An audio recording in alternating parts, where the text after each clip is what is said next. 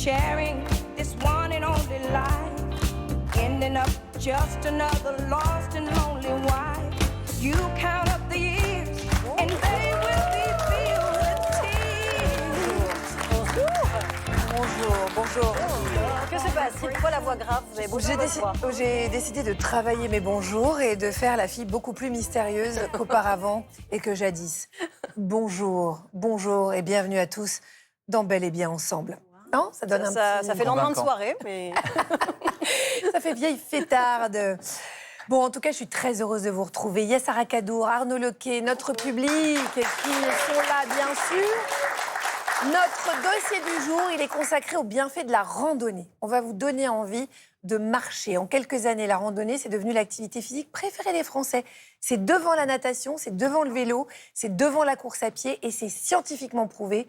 Marcher en pleine nature, ça nous fait du bien à notre santé physique, mais aussi à notre santé mentale. Et bonne nouvelle, pas besoin de partir loin pour en profiter, parce qu'il y a des sentiers à peu près partout, près de chez nous, où qu'on soit. Alors, pourquoi devrait-on tous s'y mettre? C'est ce qu'on va voir ensemble. Au menu du jour, et si le meilleur compagnon de randonnée avait 4 pattes? Aujourd'hui, certains choisissent de marcher autrement, au rythme lent et apaisant d'un âne, par exemple.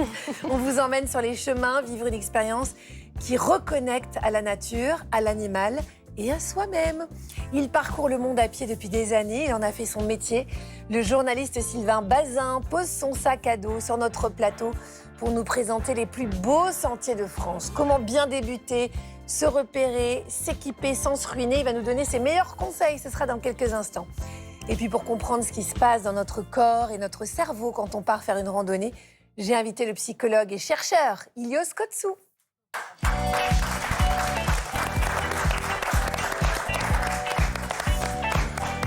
Ilios Kotsou, bonjour, bienvenue à vous. Sarah, elle chante aussi, allez-y. Ilios Kotsou, bienvenue. Ilios Kotsou, on est vraiment contente. Non mais ce jingle est fou. Je sais pas qui l'a composé, mais je crois que c'est Nathalie Cotet. C'est vrai? Ouais, elle est compositrice. Ilios Kotsou, Nathalie Cotet, je vous précise, c'est notre productrice. Si vous ne la connaissez pas, vous êtes bien les seuls. Ilios Kotsou, 62% des Français pratiquent régulièrement la rando. L'année dernière, ce sont plus de 30 millions de Français qui ont enfilé leurs chaussures de marche. Comment est-ce qu'on peut expliquer un tel succès? Alors, c'est une activité qui fait du bien et qui est gratuite et accessible à tout le monde. Mais ce n'est pas la seule raison pour laquelle il y a 30 millions de randonneuses et randonneurs. C'est aussi que dans notre monde accéléré qui est dévoré par les écrans, la randonnée, c'est un moyen d'être en contact et avec la nature, et avec le corps, et avec nous-mêmes. Et donc, ça nous reconnecte vraiment à nous-mêmes. Oui, et on a, c'est vrai, de moins en moins d'occasions de se reconnecter, vu qu'on est tout le temps connecté à autre chose.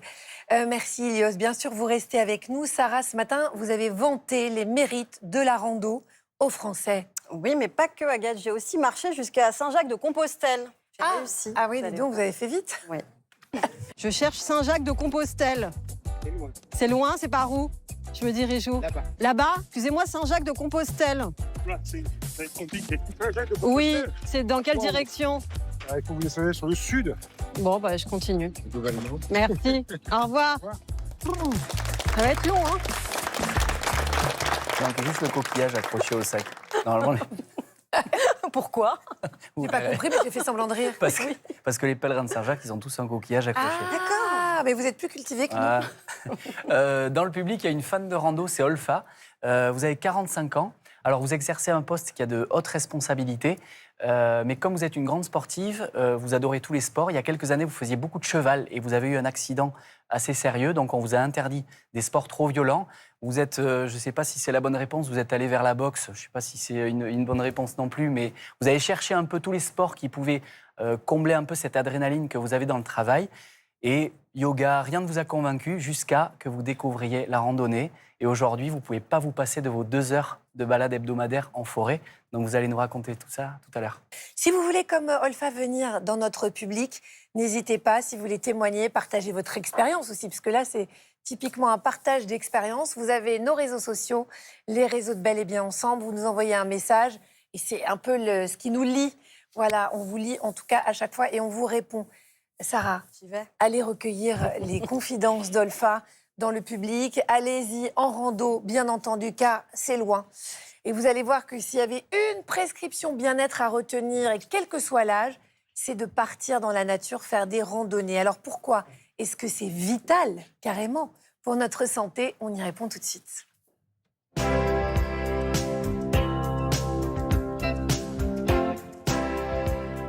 Est-ce que vous avez réussi à mettre les Français sur le chemin de la rando? Mais oui, et même le public. Après l'émission, Ah ouais on part sur le chemin de la cantine de France Télé. Oh là là, c'est loin. Oh là. Ouais, mais attention, il faut avoir une bonne condition physique. Hein. Vous venez avec Surtout nous après. Vous venez Non, On j'ai s'en pas va le temps. Allons voir du côté des Français. Peut-être qu'ils auront le temps, eux. Est-ce que vous aimez la randonnée? Ah, c'est une corvée pour moi. Pourquoi? J'ai jamais aimé marcher. J'adore marcher. Ça me déstresse, ça me détend, je mets mes AirPods, je suis dans mon univers et tu rentres, t'as une sensation de bien-être parce que tu t'es occupé que de toi. Selon vous, c'est quoi les bienfaits de la randonnée? On pense à pas grand-chose. On admire le ciel, le soleil, la nature. C'est un bienfait de l'esprit après. Mais oui. C'est le corps et l'esprit. Ça repousse les limites, c'est là qu'on voit vraiment sa force mentale, qu'on se concentre beaucoup plus sur sa respiration. Je trouve que c'est idéal aussi pour faire le vide. Vous recentrez sur vous et sur les priorités, sur vos priorités, bon pas sur les priorités des autres. On met quoi dans son sac de rando? Une gourde, une deuxième tenue, un kawaii. Un peu de bonbons. Évidemment, on a son portable si on a un accident ou qu'on doit prévenir. Ce serait quoi votre lieu de rêve pour faire une randonnée? En Sardaigne, Ah, j'aimerais bien aller découvrir le Machu Picchu. il doit y avoir des endroits magnifiques en Sardaigne. Est-ce que vous connaissez la rando nue? Ah, pas du tout. Vous allez me dire ce que c'est. C'est une randonnée naturiste pour encore plus de sensations de liberté. Je vais vous montrer des photos de Arnaud et Agathe avec qui on partirait bien en rando nue. Agathe ou Arnaud? Bah Arnaud, Paul avec l'homme, si vous faites une pause. Avec les deux. Ça part en rando nue avec Agathe et Arnaud. Voilà. Par contre, Arnaud, vous risqueriez d'être déçu, je vous le dis. C'est peut-être lui qui serait déçu. C'est pas vrai, c'est pas vrai. Moi, je l'ai Même vu en quand maillot par hasard sur la plage avec sa planche de surf. C'est très impressionnant, ça. Même quand il fait froid, ça tient la route. Merci, Sarah Olfa. On l'a un peu dit tout à l'heure. En fait, vous avez des semaines qui sont très, très stressantes. Vous avez un boulot quand même très intense. Et donc, vous dites que si vous n'aviez pas la randonnée, en fait, vous ne tiendriez pas votre quotidien, si j'ai bien compris. Oui, en effet, rajouter à mon travail, j'ai aussi des enfants et aussi des responsabilités à la maison. Et la découverte de la rando a changé ma vie. Alors, donc, on l'a dit tout à l'heure, vous faisiez du cheval avant, vous avez eu un accident, et c'est ça qui vous a mené à un sport a priori plus doux. C'était ça l'idée? Tout à fait, et aussi stimulant. C'était une découverte très surprenante et très agréable aussi. Parce qu'après le cheval, je pensais que c'était dur de trouver des sports aussi stimulants que l'équitation, la boxe et d'autres sports à forte intensité. J'ai même tenté le yoga, la méditation sur le conseil de quelques amis, mais ça n'a pas marché. De toute façon, ça ne m'a même pas, on va dire, intéressé plus de 5 minutes. Et après, je me suis dit, pourquoi pas en fait aller marcher dans la nature, ça reste de l'exercice physique. Et j'ai commencé par quelques minutes au départ, 30 minutes. Et après, j'ai pris goût et j'ai passé des heures et des heures. Je ne me rendais même pas compte Oui, en c'est-à-dire marchant. qu'on fait de l'activité physique, mais on ne s'en rend pas compte. Tout à fait. Qu'est-ce que ça vous procure comme sensation? C'est plusieurs sensations. C'est tout d'abord, c'est un moment pour moi. J'avais très peu de temps à consacrer à moi avec entre le travail et la maison. Et la randonnée, c'était le moment où je me connectais à moi. Ce qui était aussi surprenant, c'est cette possibilité d'être connecté qu'à la nature. On oublie tout, on se vide la tête. Et c'est vraiment un moment où on se sent un peu ressourcé aussi.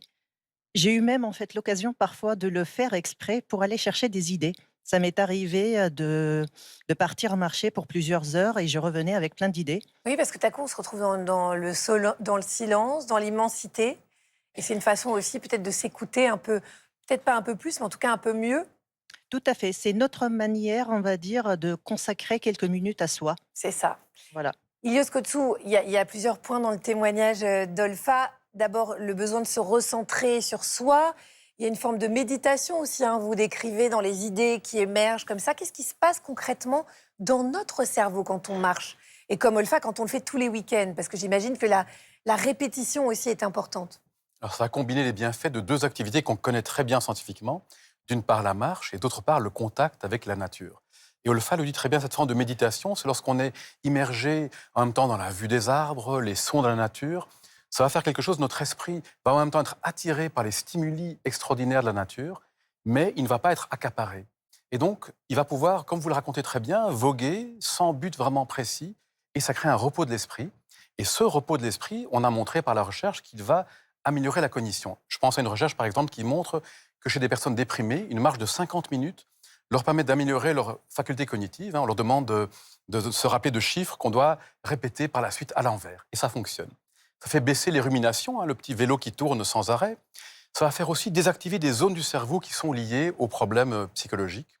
Alors ça va encore plus loin que ça. On s'est rendu compte que le fait de marcher dans la nature, des études, c'est ce qu'on appelle le Shirin-yoku. Au Japon, c'est très populaire.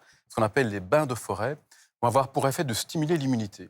Des cellules qu'on appelle NK, Natural Killers, qui sont anti-cancer. Alors, les recherches sont tellement nombreuses, elles montrent aussi que la marche fonctionne très bien pour prévenir toutes les maladies cardiovasculaires, le cholestérol, le diabète, et sont des recherches très, très sérieuses. Et on montre même que marcher, dans certains cas, fonctionne mieux que courir. Ah oui, donc c'est quand même assez incroyable. Vous avez dit c'est 50 minutes de marche minimum, c'est quoi la durée minimum pour que ça fasse effet? Et après, les effets durent combien de temps? Alors ça dépend, comme toujours dans la recherche scientifique. On sait qu'après 1 heure et demie de marche, les ruminations vont baisser. Dans des paradigmes, les bains de forêt japonais, on sait que 2 fois 2 heures de marche, ce qui n'est pas tellement, vont avoir ses effets sur l'immunité. Mais 2 fois 2 heures en une semaine, c'est ça? 2 fois 2 heures en une journée. En une journée, ah oui. Ah, Mais c'est vous ça. imaginez quel effet sur l'immunité, et ces effets se prolongent pendant 1 semaine. Et on sait que si on fait 3 jours de bain de forêt, les effets perdurent pendant 30 jours. C'est incroyable, 1 mois. On sait que 4 heures de randonnée, c'est quand même 4 heures, mais pour vous, ce n'est rien, vont augmenter de 50% la créativité, comme vous le racontiez très bien. Ça, c'est incroyable, ça, ce que vous dites. Alors, si on prend toutes ces recherches, on sait aussi aujourd'hui, l'ensemble des recherches montrent qu'on aurait intérêt à marcher en moyenne 30 minutes par jour, 5 jours par semaine. Alors, il y a la fameuse question des 10 000 pas. Ça a été recherché, faire 7 000 pas ou 10 000 pas ne fait pas de grande Oui, différence. c'est très marketing, on l'a dit beaucoup dans cette émission, les fameux 10 000 pas. Mais il y a quand même 2 éléments très importants qui changent quelque chose.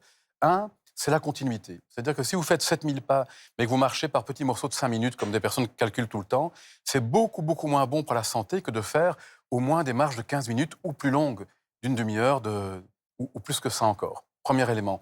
Et le deuxième, c'est d'avoir un peu d'intensité de temps en temps, c'est-à-dire marcher tranquillement, et puis monter une côte jusqu'à perdre un peu le souffle, monter des escaliers, ainsi de suite. Et ça, c'est un très grand prédicteur de la bonne santé. En résumé, l'exercice régulier, c'est le meilleur, avec des moments de plus longue sortie et des petits moments où on va un peu activer le système cardiovasculaire. Oui, puis Olfa le décrit très très bien, c'est aussi ce contact avec la nature, en fait, qui procure ce bien-être.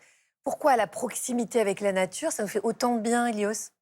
Alors, le biologiste Edward Wilson, en 1984, nous parle du terme de biophilie. Et ce qu'il pense, c'est que, naturellement, pour lui-même, génétiquement, on a ce besoin, cette attirance pour être proche du vivant. Et il nous dit quoi? Il nous dit que depuis l'histoire de l'évolution humaine, depuis le début, notre cerveau s'est construit au contact de quoi? Des forêts, des montagnes, au contact du son des rivières. On est construit pour ça. On a besoin de cela pour aller bien. Et l'histoire des villes, au fond, quelques milliers d'années, elle est très très récente. On n'est pas fait pour les villes. Le cerveau n'est pas fait pour ça. Ça ne le repose pas.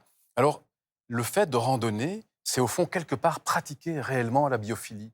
Sentir la terre mouillée, écouter le chant du vent dans les arbres, découvrir la beauté d'un paysage quand on monte un col. Tout à coup, on découvre un paysage incroyable.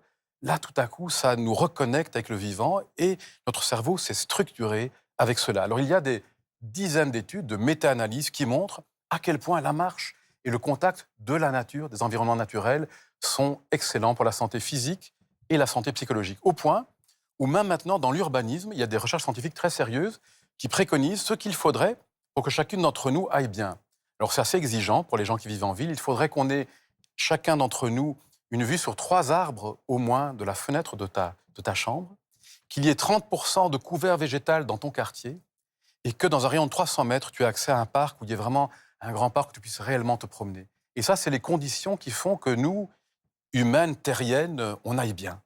Voilà, alors c'est pas toujours possible quand on habite en ville, mais en tout cas, essayer d'aller un peu plus près des espaces verts, on a bien compris que ça faisait du bien. Et vous, instinctivement, Olfa, je sais pas, oui, effectivement, votre instinct vous a attiré vers cette activité-là. Donc, on vous garde bien pour que vous puissiez continuer à nous donner envie de voyager. On va avoir de très, très belles images, vous allez voir tout au long de cette émission. Si vous voulez retrouver toutes les solutions bien-être de Bel et Bien Ensemble, vous avez nos réseaux sociaux. Alors, on a bien compris pourquoi la randonnée nous fait autant de bien. Arnaud, vous êtes allé tester, vous, une randonnée, mais qui n'est pas une randonnée comme les autres, vous allez voir, Olfa.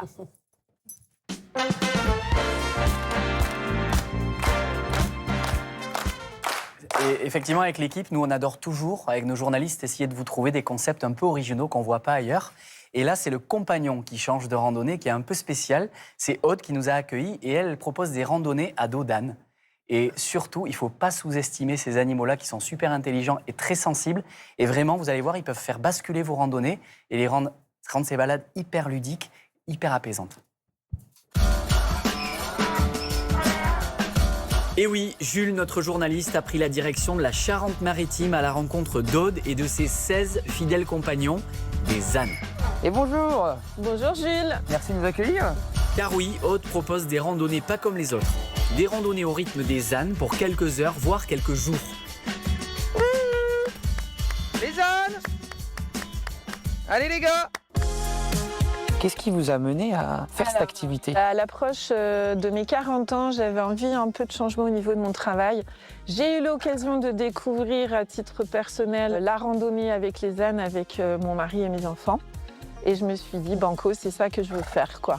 Pourquoi c'est un animal avec lequel on randonne? Ils aiment le contact humain. Et puis, on arrive très vite à créer un lien avec eux. Ils sont doux, attachants. Qu'est-ce que viennent chercher les gens quand ils viennent vous voir? Alors, ils viennent chercher le contact avec l'animal, le contact avec la nature, parce que c'est l'occasion de ralentir, de prendre son temps et de partager un moment en famille, vraiment ensemble, autour de l'âne. De randonner en leur compagnie, on se reconnecte. J'ai mordu ma veste. Ah oui, alors Marcel, il aime bien. Il aime bien les vestes jeans. Ils ont chacun leur petit caractère. Alors, Pollux, petit caractère bien trempé, voilà. Petit mais costaud. Le public accueilli par Aude est très varié, des novices, des amoureux de la nature, mais tous viennent vivre un moment privilégié au contact de cet animal. On y croise des couples, des personnes seules, mais aussi beaucoup de familles, comme aujourd'hui Sabra, Alan, Victoria et Morgane, venus chercher un peu de nature et de déconnexion. Bonjour. Bonjour. Alors Jinko, il vient d'un élevage en Normandie. Il a un caractère un peu timide, mais après, il crée le lien assez facilement avec la famille qui part avec lui. Et les enfants, ils sont cash et spontanés, et ça, les ânes, ils le ressentent, quoi. Ils veulent bien qu'on les caresse, ils sont gentils. C'est une activité qu'on ne fait pas très souvent. Ça nous empêche de prendre les écrans. Comment vous le sentez un peu cette rando-là? Moi, je pense que ça va bien se passer. Les enfants ont l'air contents et détendus. Après les conseils d'Aude, à savoir l'itinéraire à respecter et les consignes pour bien savoir comment guider l'âne, mais aussi le brossage, l'équipement et les bons réflexes à adopter, la randonnée peut commencer pour une demi-journée au rythme de Jinko.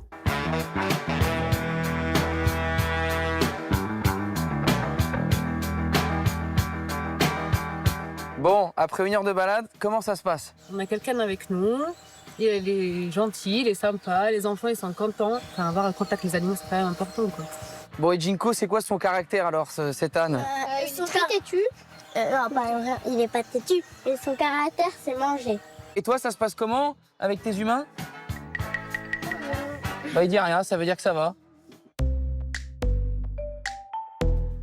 Sur son chemin, Jules croise Karine, Thierry et Cécile. De retour à la ferme après 3 jours de randonnée, ils ont parcouru 15 km par jour et dormaient dans des gîtes environnants. Racontez-nous comment s'est passé votre séjour. Très très bien, on a passé 3 jours avec Tam Tam. Est-ce qu'on finit par créer une relation avec cet âne? Oui, on l'a trouvé très sympa. Je sais pas si lui nous a trouvé sympa. Nous, on a apprécié. On déconnecte parce qu'on fait attention. On fait attention à lui, on fait attention à l'itinéraire. Donc en fait, c'est une parenthèse. L'âne a ces qualités-là de rendre l'atmosphère un peu plus zen, quoi. Il a un effet calmant, déstressant, parce qu'ils ressentent nos émotions et comment on se sent, quoi. À leur contact, c'est un peu comme si on adoptait leur attitude, quoi.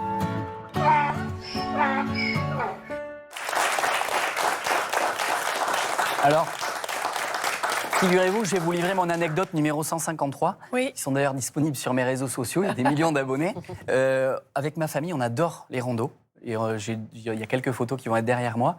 Et on en a fait une avec un âne au Pays Basque. Et il y a un berger qui a quelques ânes qu'il propose en rando. Et un jour, on y est allé, un été, et il y a un couple qui était juste avant nous et qui prenait l'âne. Et il fallait expliquer un peu comment lui donner à manger, qui montait le pique-nique et tout. Et le père de famille venait de s'engueuler avec sa femme sur le parking. On les avait entendus, ça partait très mal la rando pour eux. Puis là, il faisait le type...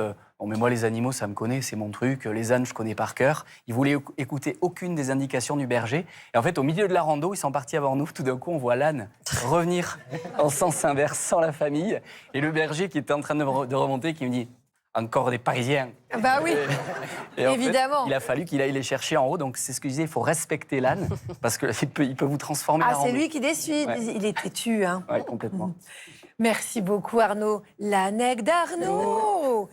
On va accueillir tout de suite Stan Gusman qui va nous aider à pousser notre réflexion un petit peu différemment, puisqu'il a toujours des questions qui sortent des sentiers battus, vous savez, Ilios.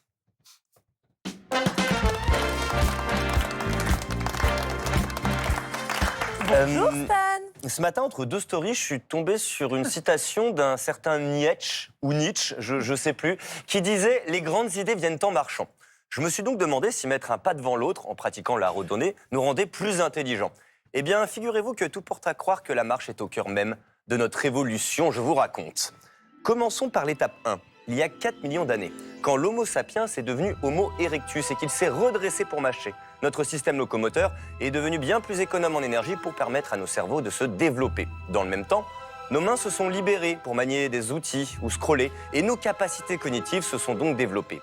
Et c'est ainsi que nous sommes passés à l'étape 2 de l'évolution, il y a 2,8 millions d'années. En maîtrisant la marche, nous avons pu expérimenter l'endurance et l'exploration de nouvelles contrées pour aller chasser, ce qui a favorisé la coopération et l'émergence de structures sociales complexes, ça aussi, gros booster de capacités cognitives. Et attendez qu'on passe à l'étape 3 de l'évolution, l'invention de la chaussure, il y a environ 10 000 ans. En protégeant nos pieds pour marcher toujours plus loin, nous avons certes expérimenté les ampoules, mais surtout l'expansion géographique et la sédentarisation. Autant de facteurs qui nous ont rendus toujours plus intelligents. Oui, si nous sommes en haut de la chaîne alimentaire, c'est parce qu'un beau jour, un de nos ancêtres a eu la bonne idée de se lever sur ses petites pattes arrière pour marcher. Le souci, c'est que depuis l'ère moderne, nous sommes entrés dans une phase de régression. À force de rester assis 8 heures par jour devant un écran, marche arrière toute, on sollicite de moins en moins nos pieds, au point que notre petit orteil pourrait bientôt fusionner avec le reste de nos doigts de pied. Et pourquoi pas Mon Dieu. Disparaître, oh mon Dieu. Mon Dieu. C'est terrible. En parcourant cette frise, je suis sûr que vous constatez la même chose que moi. Pendant des millions d'années, nos pieds ont été le moteur de notre développement cérébral. De là à dire que si nous devenons de plus en plus débiles, c'est parce que nous marchons de moins en moins, il n'y a qu'un pas que je ne franchirai pas, mais que vous, peut-être, vous allez franchir, Ilios Kotsou, puisque c'est la question que je vous pose. Marcher rend-il vraiment intelligent? En gros, si Trump pratiquait la randonnée, est-ce que le monde irait mieux? Alors, marcher favorise en effet la clarté mentale et la créativité. Et c'est pas pour rien que la marche, depuis toujours, a été très importante pour les philosophes. Alors, vous avez parlé de Nietzsche qui aimait bien la montagne, hein, ça ressemble à sa philosophie. On peut penser à plus proche de nous à Montaigne qui disait que l'esprit ne va que si les jambes l'agitent. On peut penser à Kant. Kant, on dit, allait se promener tous les jours, à la même heure, à 17h. Il n'a manqué sa promenade qu'à 2 occasions, dont 1789, achetait la Gazette de la Révolution française. Alors, Aristote, au lycée, enseignait en marchant. Et d'ailleurs, l'école d'Aristote s'appelle... Les péripatéticiennes. Exactement. Quelle culture, Stanislas. Péripatétikos, qui aime se promener. C'est parce que je marche beaucoup. Ouais. Et donc l'idée, c'est quoi? C'est que notre cerveau n'est pas déconnecté. Notre cerveau, c'est le corps. Et donc le corps et l'esprit sont liés. Et lorsque nous marchons, on peut raisonner différemment. Alors, beaucoup de mes collègues qui sont psychothérapeutes font de la psychothérapie en marchant. Ça libère les idées, ça donne une plus grande fluidité dans les relations. Et donc oui, la marche est importante. Ce n'est pas seulement un facteur d'intelligence individuelle, c'est un facteur qui crée des liens et qui nous aide à mieux réfléchir ensemble. Et un beau symbole aussi. Merci Stan Gusman. Je vous en prie. Merci. Je m'en vais en marchant humblement. À bientôt. Alors, on apprend grâce à notre prochain invité qu'en France, il existe plus de 227 000 kilomètres de sentiers entretenus. C'est plus de 5 fois le tour de la Terre. Il est rédacteur en chef de Trek Magazine. Il écrit pour le Guide du Routard. Il a publié plus d'une trentaine de livres sur la randonnée, dont le dernier, Île sauvage et merveilleuse. 50 randonnées France, Europe, aux éditions Vagnon. On accueille tout de suite Sylvain Bazin.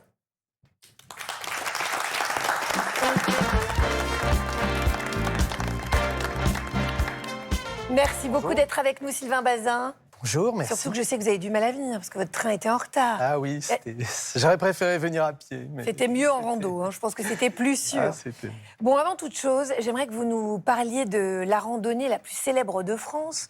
On l'a un petit peu évoqué tout à l'heure avec Sarah. C'est Saint-Jacques-de-Compostelle. C'est un parcours qui est emblématique entre la France et l'Espagne. Il y a 500 000 marcheurs qui ont foulé ces chemins rien qu'en 2025. Le réalisateur Yann Samuel en a même fait le décor de son dernier film avec Alexandra Lamy. Il est à l'affiche d'ailleurs, ce film. Il est sorti le 1er avril 2026. Sylvain Bazin, pourquoi est-ce que Saint-Jacques-de-Compostelle, ça séduit toujours autant ? Parce que ça s'inscrit dans une histoire vraiment séculaire. Hein. Ça commence vraiment au début du Moyen-Âge. Alors, en France, il y avait 4 voies principales qui étaient décrites déjà dans le Codex Calixtinus. C'est un manuscrit du XIIe siècle. Et la voie qui reste maintenant la plus empruntée, la voie du Puy, c'est une de ces 4-là. Et c'est celle qui a connu sans doute la première, le renouvellement, la redécouverte de ce sentier de pèlerinage à partir des années 1970, qui est passé finalement progressivement d'un sentier de pèlerinage, d'un sentier religieux, à un sentier de grande randonnée, puisque aujourd'hui, les milliers de pèlerins qui marchent, ils marchent certes pour une partie encore, mais mineure, pour des raisons purement religieuses. Et puis l'immense majorité, c'est à la fois pour la découverte, le plaisir de marcher et la dimension spirituelle de ce sentier. Parce que c'est un sentier... Oui, c'est pas un sentier comme les autres quand même. Hein. Non, c'est un sentier où on est à la fois plongé dans une belle nature. On marche notamment sur le chemin du Puy à travers une douce France. Entre le Puy et Conques, par exemple, c'est vraiment des très jolis paysages. Il y a les grands espaces de l'Aubrac, il y a des petits villages charmants. Ensuite, dans le sud-ouest, on peut faire des étapes un peu gastronomiques qui sont vraiment sympathiques aussi. Mais on a toujours aussi ce lien avec les pèlerins, les millions de pèlerins qui nous ont précédés sur ces chemins à travers les siècles. Et évidemment, tous les témoignages de cette spiritualité qui imprègne le chemin. Alors, c'est évidemment... ce sont des monuments importants, la Bastille de Conques, toutes les églises qu'on retrouve au fur et à mesure du sentier, mais aussi des choses plus petites, des croix de chemin, des témoignages comme ça de l'importance de ce chemin au fil des siècles. Mais dans ce que vous dites, je comprends en fait que la randonnée, c'est une vieille tradition française. Moi, j'avais l'impression que c'était plutôt une mode, quelque chose d'un peu récent, mais pas du tout. Non, alors c'est vrai qu'en France, on est vraiment le pays sans doute qui a la plus longue histoire avec la randonnée. Alors, on peut aussi remonter avec nos amis suisses aussi, puisque il y a Jean-Jacques Rousseau aussi qui a beaucoup marché, puisqu'on parlait des philosophes tout à l'heure. Et c'est vrai que les premiers sentiers balisés en France, c'est 1830 dans la forêt de Fontainebleau, par un peintre. Ensuite, il y a eu le Club Vosgien, à partir des années 1870, qui a créé, balisé tout un réseau de randonnées qui perdure encore aujourd'hui d'ailleurs. Et puis ensuite, à partir vraiment de l'immédiate après-guerre, dès 1947, il y a eu les premiers sentiers de grande randonnée, les fameuses balises blanches et rouges qu'on connaît encore actuellement et qui ont été déjà balisées. La première, c'était le long de la Loire, le GR3, dès 1947. Donc c'est toute une tradition qui vraiment perdure encore aujourd'hui. Alors évidemment, elle s'est dynamisée au fur et à mesure des années, et notamment ces dernières années. Alors il y avait une vraie dynamique, et puis c'est vrai que la crise sanitaire, le Covid, et l'envie de nous reconnecter en fait et d'aller à des choses qui ont du sens. Exactement. Ça nous a un peu poussé à ça. Sylvain Bazin, dans votre dernier livre que je montrais tout à l'heure, vous présentez les plus belles randonnées sur les îles françaises. Il y a par exemple le tour de Belle-Île-en-Mer. Dieu sait que c'est joli, Belle-Île en Bretagne bien sûr. C'est le GR 340 qui a été élu GR préféré des Français en 2022. Pourquoi est-ce qu'elle est si particulière, cette randonnée ? Moi, elle me fait très envie. Alors, elle est splendide, d'abord parce qu'elle fait le tour de Belle-Île, qui est une belle île, comme chacun sait. Et c'est vrai aussi que c'est un peu un concentré de Bretagne. Il y a des petits villages, il y a des jolies plages, il y a des côtes sauvages, il y a les aiguilles de Port-Coton, il y a la pointe des Poulains. C'est vraiment très joli, c'est très varié. Et c'est vraiment un petit concentré de Bretagne, un peu les paysages, les ambiances qu'on veut retrouver sur le GR34, donc le grand sentier des douaniers bretons qui fait lui plus de 2000 km. Mais à Belle-Île, on a un peu se concentré en 87 km, donc on peut le parcourir en 5 jours. Et puis voilà, c'est un petit monde en soi qu'on a de la peine à quitter d'ailleurs à l'issue de la randonnée, je pense. Ah, c'est incroyable. Olfa, il y a une randonnée dont vous êtes particulièrement fière ou qui vous a plus touché qu'une autre? Le Kilimanjaro, que j'ai faite l'année dernière. C'est une randonnée, on va dire, d'une autre nature. En fait, je cherchais, comme je disais avant, dans les randonnées que je faisais naturellement, on va dire, les nouvelles idées et à me ressourcer et à gérer mon stress quotidien. Celle-là, je cherchais autre chose. J'ai cherché le dépassement de soi et j'ai cherché aussi à expérimenter des sensations plus fortes que d'habitude. En tout cas, bravo, Olfa. Vous m'épatez. Arnaud, je crois que vous devez vous préparer pour votre happy-thérapie. Donc, on vous retrouve dans quelques instants. Je change de tenue. Il y a des effets spéciaux et tout? Ça va être un truc de Ouh là dingue. là, mon Dieu. Vous n'êtes pas prêts, je pense. Ouh là là, oui, on n'est pas prêts. Alors, qui dit randonnée dit sandwich. Et pour qu'il soit gourmand, on accueille notre chef Héloïse Brion. Bah oui, il faut se nourrir quand même.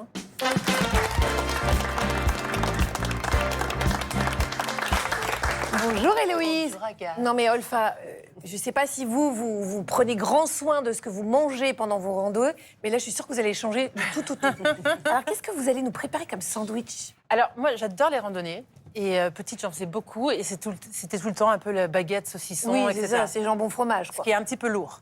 Et donc, aujourd'hui, je voulais vous proposer des sandwichs sans pain. Oh mon Dieu. Voilà. Mais Regardez remplis ça, de légumes, de saveurs et de protéines. Ouh là là, ça a l'air tellement bien. C'est des petits rouleaux de printemps un peu. Oui, mais vraiment, je vais vous montrer comment on les c'est fait tellement joli image. en plus. C'est pas forcément que pour les randos, hein. On peut le faire aussi pour les enfants, pour tout. Ouais. Alors, on regarde la recette? On regarde tout de suite.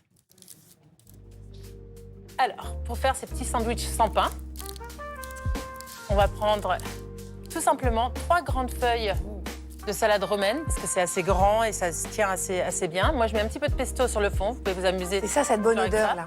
Du jambon fin, du fromage basque, là j'ai mis, mais c'est comme on veut, de l'avocat. On agrémente comme on veut, en fait. Exactement, de la roquette, du basilic. Et ensuite, on fait un petit rouleau et on met du papier sulfurisé tout autour pour bien le tenir. On peut couper en 2 pour les partager, c'est toujours plus sympathique. Et je vous propose aussi une autre version avec du thon. On peut aussi faire avec des sardines, par exemple, ce qui va être très bon aussi pour reprendre des forces. On met de la mayonnaise. J'ajoute un petit peu de pesto pour amener un peu plus de saveur. Oh là là. Toujours les mêmes 3 feuilles de salade romaine. On va mettre le thon sur le fond, comme ça. On va ajouter des petites carottes qu'on coupe pour qu'elles soient bien fines. Trop bien. Des radis aussi coupés. Un petit peu de fenouil. Oh, ça et fait ensuite, tellement on peut vraiment des pousses d'épinards, en effet de la mâche, enfin ce qu'on veut. On roule le tout. On pourrait faire saumon avocat aussi. Voilà, on peut faire tout ce qu'on veut, même un reste de poulet rôti et on met ça dedans. Enfin voilà. Sans avec la salade, tout va. Hein. Tout va et c'est léger. Et du coup, ça nous redonne des forces avec les protéines, les légumes, etc. pour continuer une randonnée tout en légèreté. Mais sans avoir envie de faire la sieste, c'est ça qui est pas mal, Olfa, parce que en plus, généralement, il y a une notion de récompense quand même quand on fait la rando, on attend la pause. Exactement. Donc c'est pas mal. Héloïse, merci mille fois. On sait quoi manger, mais maintenant, comment on doit s'habiller? Parce que qui dit rando dit équipement. Il faut bien mettre nos sandwichs dans un sac à dos. Lequel choisir? La réponse avec la Happy Thérapie d'Arnaud. Ah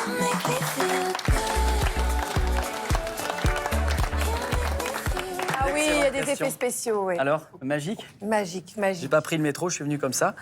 Alors, le plus important, c'est souvent de savoir, Sylvain, vous allez venir à côté de moi, juste, j'aimerais savoir si s'équiper, il faut être confortable pour faire de la rando. Mais souvent, on a peur que ça coûte très cher. Parce que quand on va dans un magasin spécialisé, c'est vrai que ça peut monter très, très vite. Donc, je me suis équipé et vous allez me dire si je me suis loupé ou pas ou si c'est bon. Déjà, on va commencer par les chaussures. C'est quand même le plus important. J'ai l'impression qu'elles sont assez robustes et qu'on peut passer partout avec ça. C'est bon. Ouais, c'est bien. Ça semble bien, en tout cas, pour faire des bonnes randos sur des terrains déjà engagés. Vous avez la cheville tenue, le pare-pierre. Tout va bien. Deuxième étape, c'est le t-shirt. Et alors ça, c'est mon coup de cœur. C'est-à-dire que c'est vrai que souvent, quand on randonne, on démarre en plaine, il fait bon, mais plus on monte, plus on peut se retrouver dans le froid. Et donc ça, c'est un pantalon qui peut se déclipser et devenir un short. Ouais, c'est toujours utile et c'est polyvalent, c'est pratique. Et votre t-shirt aussi, il est bien, il semble respirant, c'est ce qu'il faut. C'est ça, parce qu'il ne faut pas trop transpirer. Non, puis il faut quelque chose qui évacue la transpiration et qui respire. Et qui tiennent quand même un petit peu chaud aussi. Et alors après, le sac à dos. Celui-là, j'ai des lanières qui sont assez confortables. Et surtout ça, ce petit clip, est-ce que c'est aussi hyper intéressant pour maintenir vraiment le buste droit? Oui, c'est bien pour avoir le sac à dos aussi bien plaqué sur le dos, que pareil, ça respire et en même temps ça tienne bien. Alors là, c'est un sac à dos de petite randonnée. Pour des distances plus longues, ça serait mieux d'avoir aussi une ceinture sur les hanches pour mieux répartir le poids et avoir un équilibre dans le sac qui est meilleur. J'en ai eu pour 13 €. C'est quand même fantastique. C'est une bonne affaire. Ouais. Et alors après, ça, on en parle de plus en plus aussi souvent dans l'émission, c'est les bâtons. Est-ce que c'est pour faire le malin ou est-ce que vraiment les bâtons sont efficaces? Ceux-là, j'en ai eu pour 6 €. Ouais, alors pour 6 €, et ceux-là, ils sont très bien. Hein. Je les ai déjà testés, ils sont vraiment bien. Un petit peu, ils amortissent pas très bien les chocs, mais autrement, ils sont bien, ils sont légers. Et puis, c'est vrai que les bâtons, alors en montée, ça aide. Hein. On marche sur 4 pattes au lieu de 2. En descente, ça peut stabiliser, ça peut permettre d'amortir un peu la foulée et les appuis. Et c'est vraiment important. Quand on a du poids aussi sur le dos, ça permet de se tenir plus droit. Ou des enfants. Voilà, ou des enfants, exactement. Avec un porte-bébé, j'ai testé et ça marche très bien. Il faut des bâtons avec un porte-bébé. Eh bien, merci beaucoup. Je vais aller dans le public avec mes bâtons. À toutes. Merci beaucoup, Sylvain. 6 €, ça devrait aller. Sarah. Oui, il y a Caroline qui a une question pour Sylvain. Alors, que faut-il mettre d'indispensable dans son sac à dos? Alors là, j'avais complètement zappé. J'ai oublié de vous montrer l'essentiel, c'est ce qu'il y a effectivement dans le sac à dos. J'avais prévu un petit kit de survie, vous allez me dire si c'est bon. Il y a la gourde d'1 litre minimum. Ah oui, ça c'est totalement indispensable. Il ne faut pas être pris au dépourvu pendant qu'on monte. Oui, là, si on a soif, ça craint quand même. Important aussi, ça, moi, je me le mets pour moi-même, c'est la crème solaire, parce qu'alors là, ça peut aller très vite sur le front. Surtout 50. nous, hein, Arnaud. Comment? Surtout nous, les deux là, Anglais, là. Nous, ça pardonne pas. Mm. Ça, c'est un répulsif moustique, mais surtout tique. Parce que souvent, faites attention quand vous randonnez, vous pouvez vous retrouver 2 jours après avec une tique accrochée. Il n'y a pas tant de moustiques que ça, surtout quand on randonne un peu en montagne. Hein. Alors en montagne, il n'y a pas trop de moustiques. Des tiques, ça dépend de l'altitude aussi, oui. mais il faut bien s'inspecter aussi après chaque journée de randonnée. C'est important. pardonne pas. Il faut mettre des chaussettes aussi, j'imagine, si on peut quand même pour les tiques. Oui, non? alors chaussettes, vêtements longs pour les tiques et les moustiques, mais ça n'empêche pas les tiques, ça se faufile et il faut toujours y J'ai faire un attention. ami qui en a eu un mal placé. Je vous le dis. Alors là, franchement, c'est pour ça, de l'importance de s'inspecter. On peut là, se sentir la très douche, seul. il a fait What's that this? Et c'était un tic. Tu peux te sentir très seul à la pharmacie. Oui. Le couteau, très utile. On ne sait jamais ce qui peut arriver. Puis il y a aussi un tire-bouchon, parce que si on fait la rando à plusieurs, il y a toujours des moments Avec conviviaux. modération, bien sûr. Bien évidemment. Et la dernière, qu'est-ce qu'on met dans cette petite trousse à pharmacie? Eh ben, on peut mettre, alors évidemment, de l'antiseptique, un antiseptique, un antispasmodique, un antidiarrhéique. Spasmodique, c'est au cas où on a une petite allergie. Voilà, exactement, dans ces cas-là. Antidouleur, évidemment, on ne sait jamais. Un petit bandage quand même pour faire un strap si on s'est tordu la cheville. Voilà, des pansements anti-ampoule, ça peut servir aussi. Une pince à épiler pour enlever les tiques ou autres, les échardes et tout ça. Et puis, ciseaux, des choses comme ça, très, très basiques. Un petit peu de sérum physiologique, ça peut servir. Un scanner également, une IRM. Voilà. On sait Mais jamais. ça tient, il y a des kits qui sont très bien faits, ça tient très, très vite. Et vous avez juste oublié peut-être quelque chose dans votre sac. Ça se pourrait. C'est la veste, la veste de pluie, de coupe-vent. Ah non. Toujours, notamment en montagne, il faut toujours prendre quelque chose. Ouais, mais bon. Une polaire et un coupe-vent. Parce on ne sait jamais, le temps, on est dans la nature, le temps peut changer très vite et il faut quand même avoir ce qu'il faut en conséquence. Et peut-être même une couverture de survie, ça ne peut pas faire de mal non plus. Ça y est, j'irai plus jamais randonner maintenant que vous avez dit couverture de survie. Comment ça, on aurait besoin d'une couverture de survie? Vous avez un trouble de l'attention, vous avez encore oublié quelque chose. C'est à chaque fois. Sylvain Bazin, dans vos ouvrages, vous dites qu'il y a toujours en fait un sentier de randonnée à moins de 5 km de chez soi. Alors, sans mettre tout l'attirail d'Arnaud, est-ce qu'on peut prendre l'exemple de Paris? Est-ce qu'il existe des randos dans la capitale et plus généralement dans les grandes villes? Oui, complètement. Alors c'est vrai qu'en France, on a vraiment la chance d'avoir des sentiers balisés partout.